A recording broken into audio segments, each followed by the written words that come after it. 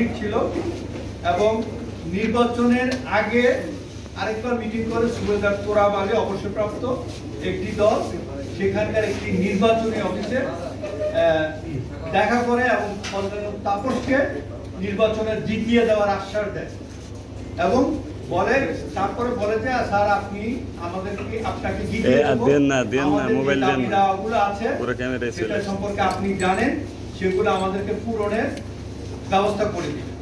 তখন তিনি বলেছিলেন যে ঠিক আছে তোমরা এগুলো লিখিত দিয়ে দাও আর প্রধানমন্ত্রীর সাথে কথা বলবো। তারপরে 28শে ডিসেম্বর নির্বাচনের আগের দিন সন্ধ্যায় দরবার হল সংলগ্ন মাঠে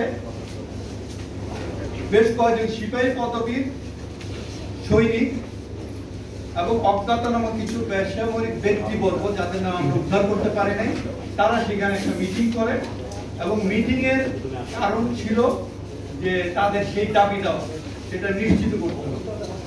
এরপরে নির্বাচনের পরে 2-3 দিন পরে সেইখানে নির্বাচনের অফিসার তখন এমপি হয়ে গিয়েছেন অজ্ঞাত একটা জিগাতলার স্কাই স্টার জায়গায় যেখানে নির্বাচন হয়েছিল সেইখানে তাপসের সাথে দেখা করে এবং তাদের দাবি দেওয়া আবার পুনরুত্থাপন করে।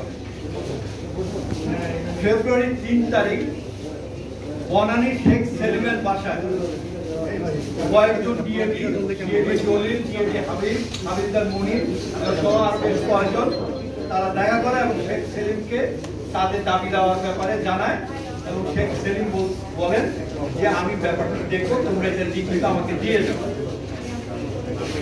তারপর এর মধ্যেই চলতে থাকে সেখানে উস্কানিমূলক তথ্য 1994 সালের ডিসেম্বর মাসে তারা বেতন বৈষম্যের দাবিতে নওগাঁ থেকে শুরু হয়, কক্ষের ফাটা এবং এটা পুরো দেশে ছড়িয়ে পড়ে। পরবর্তীতে নিয়ন্ত্রিত হয় এবং যারা দোষী তাদেরকে শাস্তি দেওয়া হয়। দুঃখজনক হলেও সত্যি তারা এই ধরনের কাণ্ড করার পরেও সর্বোচ্চ শাস্তি যিনি লিডার ছিলেন তার 6 মাসের জেল, 100 টাকা জরিমানা।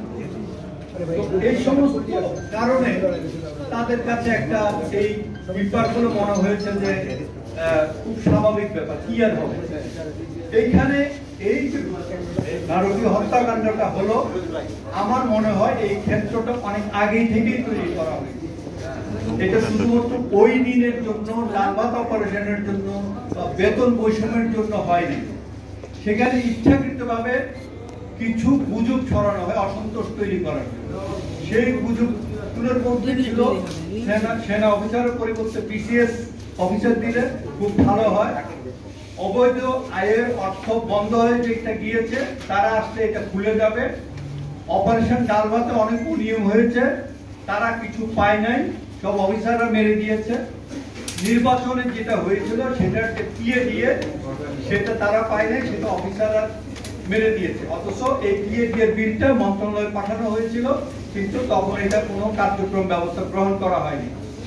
সেনাবাহিনীতে 2 মাস ছুটি পায় সৈনিকরা, তারা 1 মাস ছুটি পায়, সেজন্য তারা 2 মাসের ছুটির আবেদন করছিল, তাদের একটা দাবি এটা নিয়ে অসন্তোষ ছিল।